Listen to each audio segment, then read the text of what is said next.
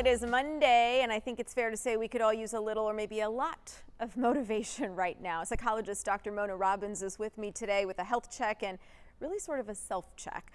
Dr. Robbins and I spoke last week, and she knows that I lost a friend to suicide on Thursday, but there was no indication to me that there was anything wrong. Dr. Robbins, is there a way to know when someone is suffering in silence? Well, this is really a hard topic for many to talk about and even approach because on the outside, we may look fine, but the inside tells a completely different story. So it can be difficult to know who's not doing so well. That's why now, and even more than before, it's a good idea to just check in on people. Check in on the people who may need your support and even your quote unquote strong friends and family who could also use the reminder that someone is there who cares.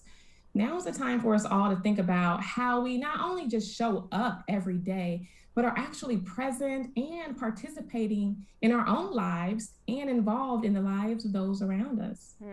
And you see patients all day. How often do you think people are really honest about how they're doing? I hear a lot of like, hey, how are you? I'm good. How are you? Good. But that's it.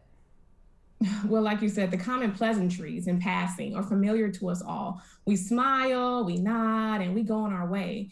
When people ask how we're doing, the response is usually based on who's doing the asking, right? So we just give a reply we think the other person wants to hear.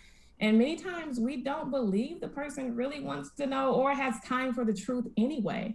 That's why, it's really important for us to form meaningful social connections, whether that be with family or friends, religious groups, community organizations, colleagues, or others, and to actually utilize them in a way that allows you to be vulnerable, authentic, and honest with how you're doing. I It was just doesn't going to mean, say honest. Yeah, that's a big part of it, I think.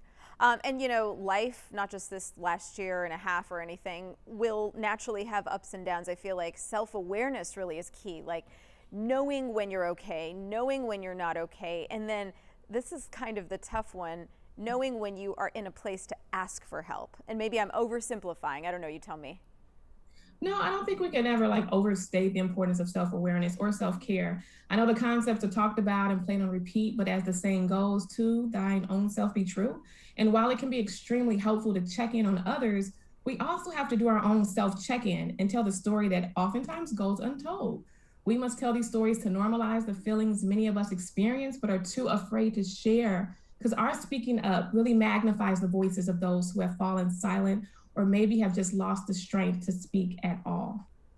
Dr. Mona Robbins, thank you so much for your time, your insight, your help, and for talking to me last week. Really appreciate it.